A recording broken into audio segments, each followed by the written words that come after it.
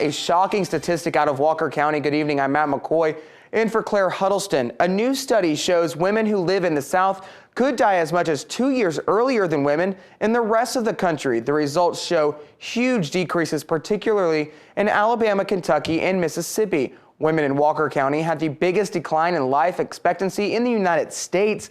WVUA's Leah Knight was in Walker County and has more. Researchers at the Remapping Debate Organization in New York City say factors like diet, culture, smoking, and healthcare quality all play a role in the decrease of life expectancy of women from ages 19 to 87. According to the study, one county that has the lowest life expectancy thanks to all those factors is Walker County. But officials in Walker County say they are doing everything possible to change this. We have extended our community health screenings. We have introduced new workforce health wellness programs to our industries, and we've put into place a heart-aware cardiac screening, which is free to the community, which is an online screening assessment program. McKinney does, however, agree with the study that diet, culture, and smoking play huge roles in the decrease of life expectancy. But some residents are determined to change the statistics. Just walk a lot, avoid cigarettes, alcohol, don't do drugs because that's not going to help you none at all. It's very impacting. I mean, that makes me want to even try even harder to stay healthy and live a healthy lifestyle and try to live longer than the ratio. McKinney says they will continue to work to help better their community's health. We will continue to serve the community and try to educate them on proper eating, proper exercise. We all know what we need to do to live a healthy lifestyle, and some people just choose not to do that. McKinney hopes the recent study will be an eye-opener for the citizens of Walker County and that it will motivate them to live a healthier lifestyle. Reporting in Jasper, Leah Knight, WVUA News. In tonight's Home Team Crime Watch, one man is behind bars after impersonating a peace officer. According to the Tuscaloosa Sheriff's Department, 27-year-old Alan Scott Livingston was arrested and charged with robbery in the first degree and impersonating a peace officer. Officials say Livingston used a blue light in the dash to force a car over and then tried to force his way into the car before the victim drove away. Livingston is being held at the Tuscaloosa County Jail on a $25,000 bond. Moving along, 54-year-old Billy Legrone was spearfishing with friends about 40 miles off the coast of Orange Beach when he disappeared into the water. The Coast Guard has ended efforts to find Legrone. WVUA's Daniel Sparkman spoke with his son and longtime friend and has the reaction tonight. Friends say Billy Legrone was an avid spear fisherman for the past 20 years. That's one of the reasons it was a shock for them to hear Billy Legrone had gone missing. Longtime friend and South Trust Bank co-worker Bev Lee says he will always remember the good times he and Legrone had together. Yeah, Billy and I were friends socially as well as through the bank. We entertained a lot together. We hunted and fished together.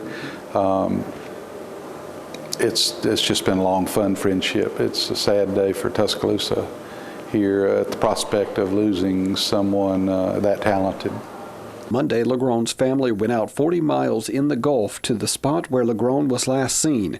They had a private memorial to say their goodbyes. Legrone's son remembers his dad as a great role model and friend.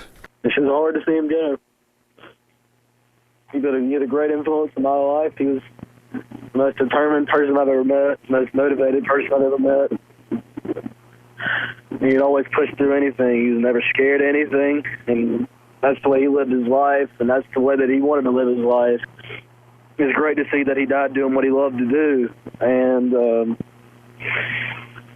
he always is going to live in our hearts, and our family's always going to be here with us. The U.S. Coast Guard will continue to investigate the cause of the incident. In Tuscaloosa, Daniel Sparkman, WVUA News. Legrone's mother tells WVUA it was the Coast Guard's decision to end the search for Legrone.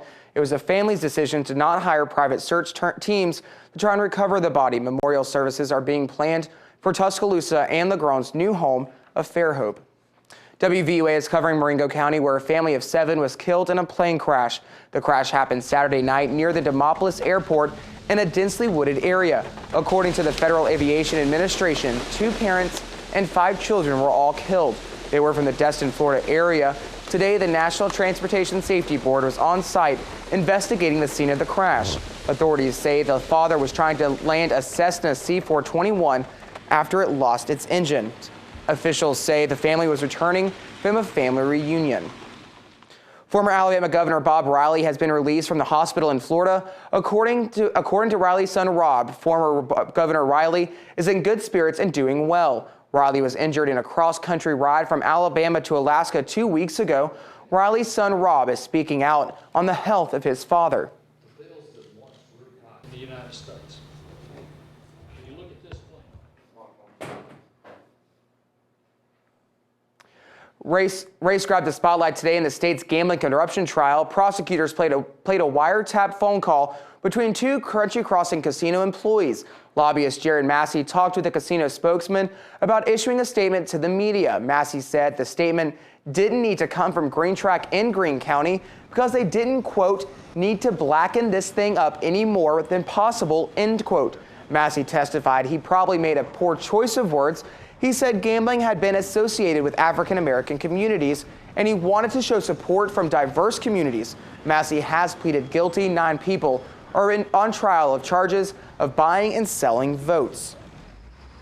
The Northport City Council met today to discuss what would be done with tax revenues if Sunday alcohol sales passes for Northport. According to Northport Mayor Bobby Herndon, in case the Sunday alcohol sales passes on the August 23rd vote, the City Council would like to donate the tax revenue from those Sunday alcohol sales to the county schools located in Northport city limits. The council will vote on this motion next Monday, and if it passes, the alcohol sale passes, it would be effect the following Sunday. 1 week from today is the deadline to apply for financial assistance from FEMA and the Small Business Administration. And to help storm survivors in the process, the SBA has opened their disaster loan outreach centers. They are located in the McDonald Hughes Center on the MLK Jr. Boulevard and the American Legion Post on University Boulevard. These are in the same locations as the FEMA Disaster Recovery Centers. They are open Monday through Friday from 8 o'clock until 5. People who had damage from storms from the April 15th through May 31st can apply for assistance. And here are some important phone numbers for assistance. If you would like more information from FEMA, call 1-800-621-3362, and you can receive more information from the Small Business Administration by calling 1-800-659-2955. In the aftermath of the April 27th storms, people across Alabama have amazing stories of loss, survival, and resilience. Now, we've heard many of those stories, but there are lots more out there to share, and we want to hear from you. If you have a storm-related story you would like to share, go to our website, WVUATV.com, and click on the graphic on the right side of our homepage that says Alabama Tornadoes. We'd also like to see the photos and videos you shot after the storm. Here with the first look at Alabama's weather forecast is Chief Meteorologist Richard Scott. How are you doing tonight, Richard? Hey, Matt, good Monday night to you. Some of us getting some showers and storms out there this afternoon, cooling things off, but many of us not seeing the rain from Tuscaloosa points north and really points south. The upper air disturbance over the southern part of the state kicking off the showers and storms this afternoon, and all the storms have diminished tonight now that things are cooling off just a bit. But tomorrow we're going to do it all over again. Showers and storms a good bit area wide, looks like tomorrow. 93 by lunch, 4 o'clock tomorrow afternoon, close to 100. And you factor in the moisture tomorrow, the heat index between 108 and 111 at times. Just take it extra easy if you're going to be outdoors. Drink plenty of water. The chance for rain tomorrow, about 40%. But what about the rest of the forecast and the weekend forecast? Home team weather's coming up. Stay with us. In tonight's Home Team Education Watch, the Tuscaloosa County Library was presented with a book about the history of motorsports. In a town that centers mostly around football, the Motorsports Appreciation and Promotion Coalition wanted to find a way to keep motorsports alive in T-Town.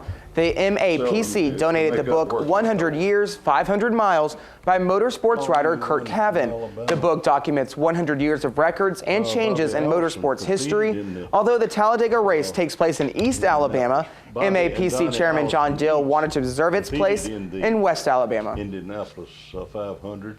A lot of times motorsports gets covered up by lots of other sports, and we enjoy the other sports too, but we want motorsports to have its active participation or have its place in the scheme of things.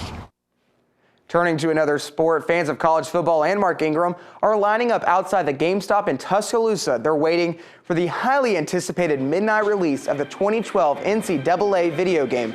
The game cover features former Alabama running back and Heisman Trophy winner Mark Ingram. GameStop manager Carl Rammel says they had many reserved copies of the game already purchased and are also expecting a huge turnout for the release party, which began at 10 p.m. Now GameStop is offering free Gigi's cupcakes, Pepsi products, and a 25% trade-in credit for games. Carl says it's more than Mark Ingram being on the cover, though. He says the real draw for the game is simply the love of college football.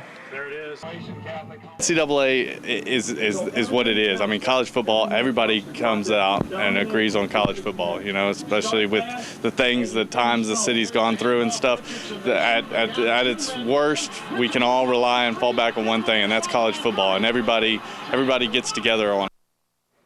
Ingram was chosen to be on the cover after a nationwide vote on Facebook.